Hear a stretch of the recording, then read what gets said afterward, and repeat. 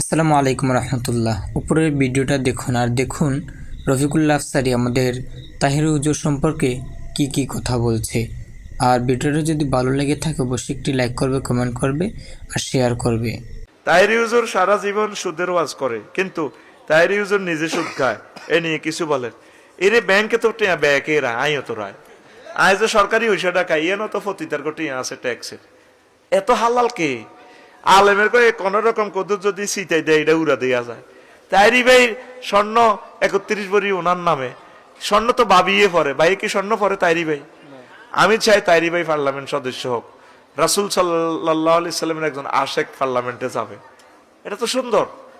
এত কিছু তোরা যদি এভাবে উনবাসস, একজন মদ চোরাচালানি করছিয়াতে 12,000 লিটার, 12 টন মদ, 100 কোটি টিয়ার মদ, হিগুন লই পত্রিকা তোরা শুধু আর তাইরি বাইরি লই লাগছ।